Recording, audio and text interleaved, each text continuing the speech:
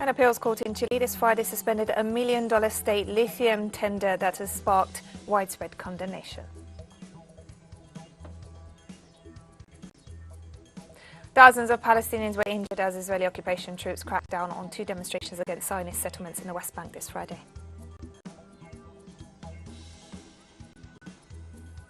Brazil has begun vaccinating children aged 5 to 11 against COVID-19 following criticism of far-right President Jair Bolsonaro for delaying the go-ahead.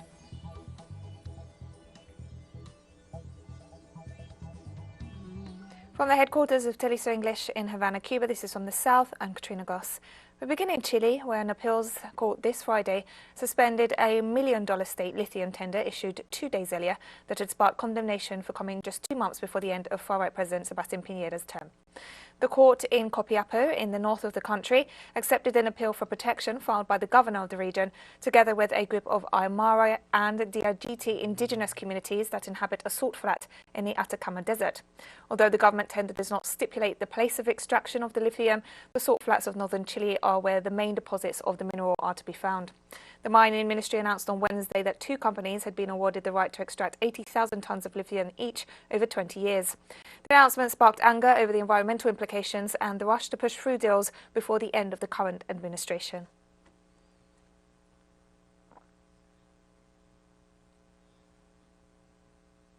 According to latest polls, former Brazilian President Luiz Inacio Lula remains the favourite to win this year's presidential elections and could secure victory in the first round.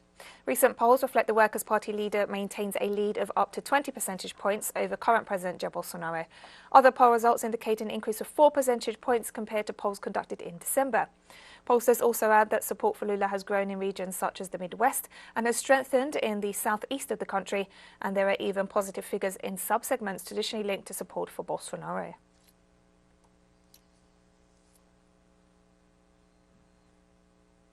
Nicaraguan authorities underlie the reduction in poverty and progress in infrastructure and people's access to basic rights over the last 15 years. Parliamentarians of the Sandinista National Liberation Front reported that development during the administrations of President Daniel Ortega has been underpinned by the construction of more than 5,000 kilometers of roads, the building of hospitals and specialized health centers, as well as the delivery of 125. Legislators also highlighted the extension of the electricity service to 99% of the national territory and the implementation of social programs by the executive, which have contributed to improving quality of life and have secured the support of the population, as seen in the recent general elections. To consolidate this line of work, Nicaragua's national budget for 2022 includes $285 million more public investment than last year's budget.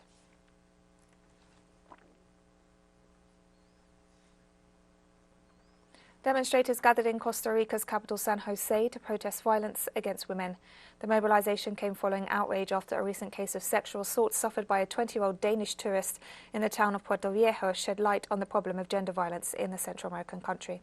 According to the Observatory of Gender Violence Against Women, part of the judiciary, in 2020 there were almost 9,000 reports of sexual crimes against women. Data for 2021 has not yet been published.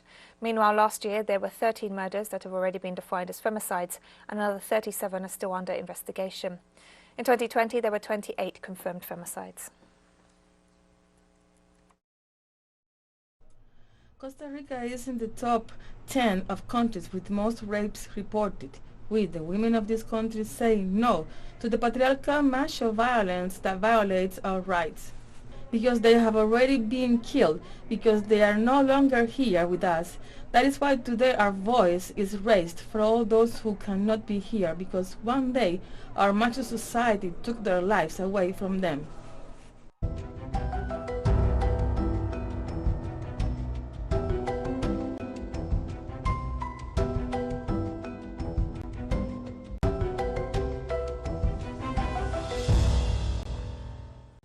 With temperatures soaring in Argentina, firefighters were deployed ahead of the weekend to forest fires in 9 of the country's 23 provinces, including one blaze that has been active for more than a month. Nearly 100 firefighters and support staff, reinforced by planes and helicopters, were fighting the largest of the fires in the Nahuel Huapi National Park, the Fire Management Service said. The park is located near the tourist city of Bariloche, about 1,500 kilometers southwest of Buenos Aires. The fire was sparked by a lightning strike on December 6, and the high temperatures and wind have fueled its spread. Almost 6,000 hectares of native Andean forest have been affected, but no injuries or evacuations have been reported in the area due to the low population density.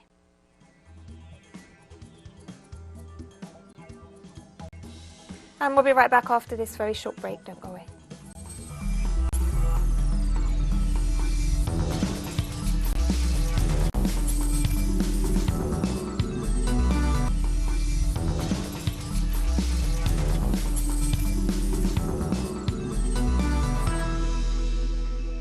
Welcome back to From the South.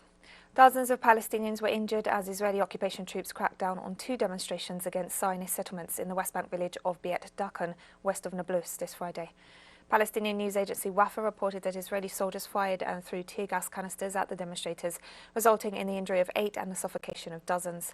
At least 6 Palestinians were also injured by Israeli occupation forces during the weekly protest against illegal settlement construction in the village of Kaf Kadum in the northern West Bank. Witnesses told Wafa that Israeli soldiers attacked protesters using rubber bullets and tear gas. Earlier in the day, the occupying soldiers blocked the entrance to Osrin municipality, south of Nablus city, where they razed areas of agricultural land.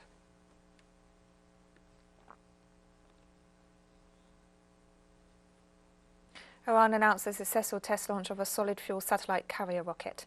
According to authorities, the test conducted last week marked the first time Iran used a solid fuel rather than a liquid fuel rocket. According to the Revolutionary Guard Corps, the successful launch means Iran can now send more satellites into space. Iran successfully put its first satellite into orbit in April 2020. Tehran has repeatedly insisted that its satellites program is aimed at collecting weather information and other functions linked to civilian activities, and denied that they are intended for military purposes beyond defense.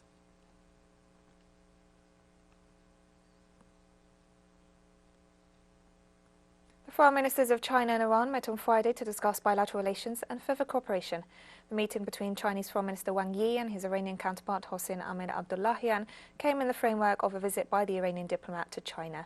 As part of the talks, Beijing and Tehran committed to deepening their comprehensive strategic partnership, as well as cooperation in all sectors with the aim of overcoming the obstacles posed by United States sanctions. The visit by the Iranian Foreign Minister comes in the middle of the talks being held in the Austrian capital to rescue the nuclear agreement signed in 2015 between the Iranian government and Western powers.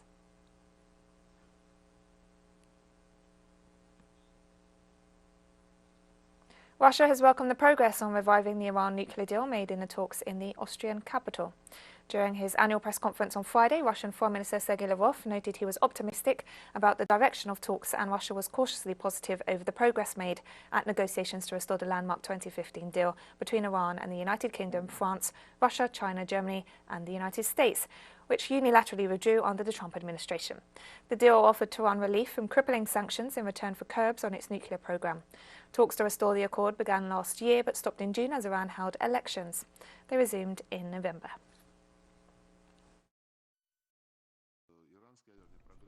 On the Iranian nuclear program, I will take a more optimistic position. There is real progress, there is real desire, primarily between Iran and the United States, to understand specific concerns and how these concerns can be considered in the general package. There are negotiators now in Vienna who are very experienced, who have gone into every detail of this negotiating matter. They are making good progress now. In my opinion, we think they will come to an agreement. Peacekeeping troops of the Collective Security Treaty Organization began their withdrawal from Kazakhstan on Friday, just a week after they were deployed. The troops were sent on the request of the president of Kazakhstan as the country was rocked by violent disturbances and destabilization attempts. Demonstrations started on January 2nd in western Kazakhstan following widespread outrage over a sharp rise in fuel prices. But they quickly spread nationwide, descending into violence within several days, with supposed protesters storming government buildings and setting them ablaze in what the president announced were terrorist acts by foreign-trained sleeper cells. On Friday, the Russian Defense Ministry released video footage showing the withdrawal of equipment and peacekeeping contingents from Russia, Armenia, Belarus and Tajikistan. According to the Russian Defense Ministry, the pullout should be completed by January 19th.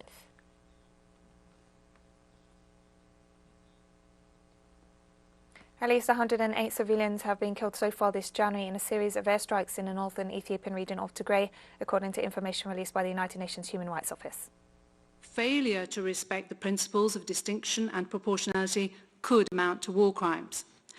The deadliest airstrike so far, which hit the Dedebit internally displaced persons camp on the 7th of January, left at least 56 people dead and 30 others wounded.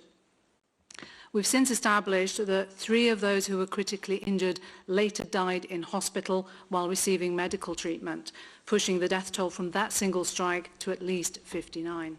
Malians took to the streets on Friday against the sanctions imposed by the Economic Community of West African States over the military junta's decision to delay elections. Rallies were held in the capital Bamako as well as several other cities. Leaders of the ECOWAS bloc agreed to sanction Mali last week, imposing a trade embargo and shutting borders in a decision later backed by France, the United States and the European Union. The move followed a proposal by the military junta to stay in power for up to 5 years before staging elections, despite international demands to respect the promise to hold the vote in February. And we have more stories coming up after this final short break. Stay with us.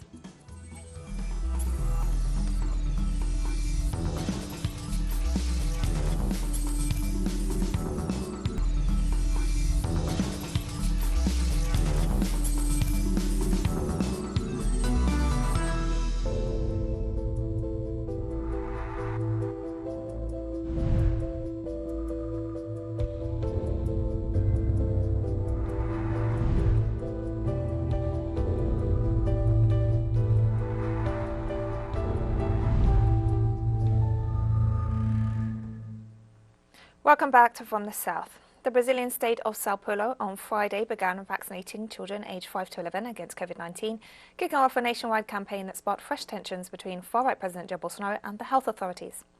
In a symbolic act at a hospital in Latin America's most populated city, an 8-year-old indigenous boy with a motor impairment became the first child to be vaccinated in Brazil amid soaring infection rates due to the spread of the Omicron variant of the coronavirus. Mass vaccination will begin next week in cities such as Sao Paulo, Rio de Janeiro and Belo Horizonte, with priority given to children with mobility limitations, permanent disabilities and vulnerable groups such as indigenous people, among others. The start of the campaign comes 1 month after the health authority approved the shots for children and was preceded by controversy due to criticism of the government for its delay in giving the go-ahead.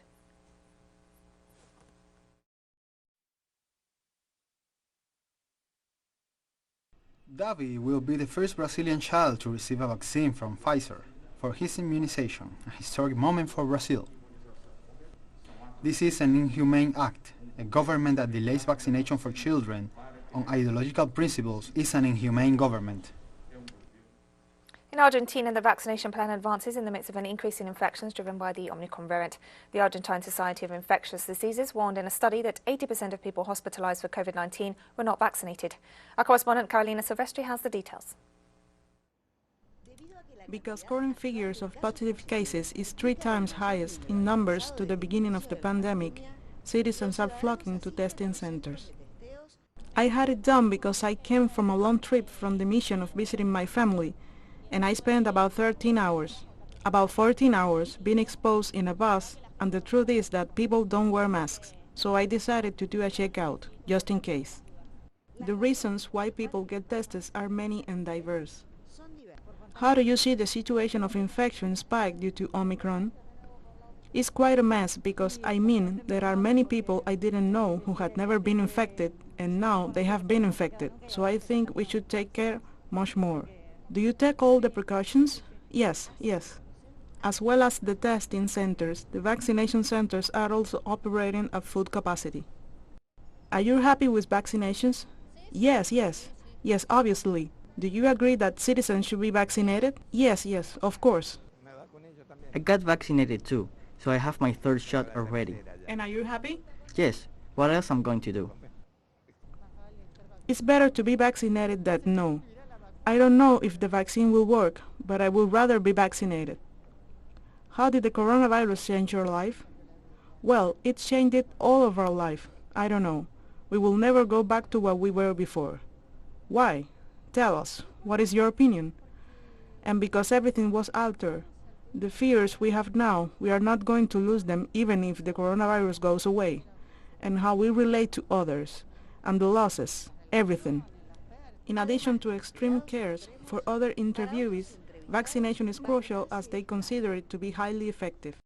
They gave me and my wife a Moderna shot, and in 15 minutes we did everything, very quickly.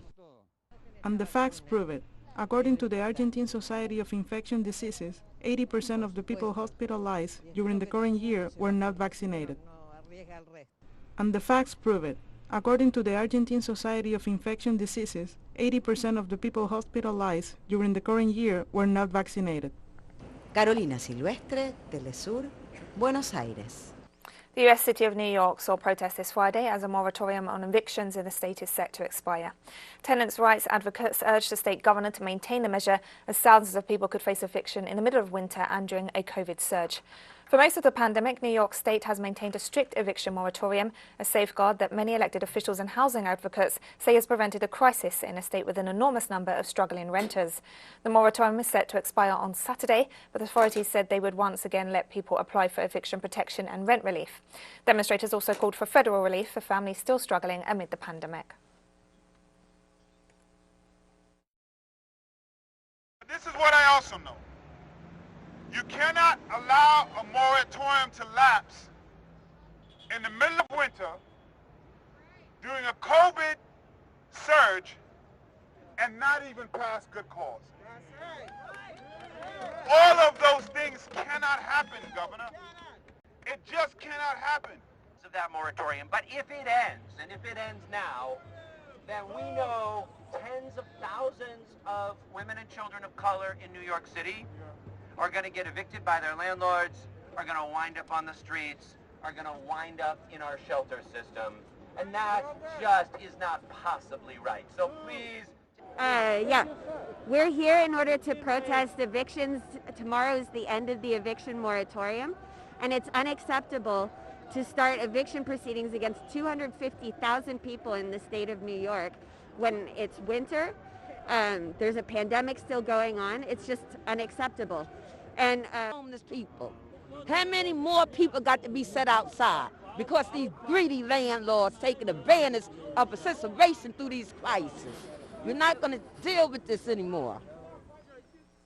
As teachers' unions and schools in the United States battle over in-person and remote learning, students nationwide are also making their voices heard.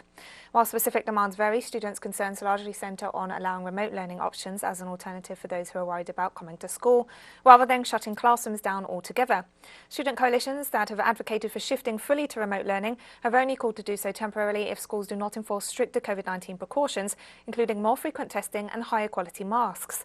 Some, including a group of Chicago public school students, staged walkouts this week, demanding that schools and government officials bring students to the bargaining table in ongoing negotiations with teachers who refuse to come to in-person school for a week.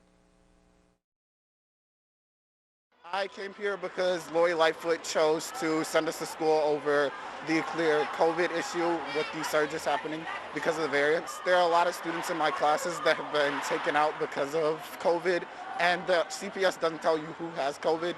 It takes forever for them to notify you. They recently started changing their rules because of the strike that happened, and now they're still sending us to school in person instead of online because they choose to. I thought it was important that they weren't going to school because they were not going to school for the protection of the students and the teachers, and because of the COVID and the amount of cases that there were after the winter break that we went on. And we've come to the end of this news brief, but remember you can find these and many other stories on our website at telesurenglish.net. You can also follow us on social media for all the latest news. We're on Facebook, Twitter, Instagram and Telegram. For Telesur English, I'm Katrina Goss. Thank you for watching.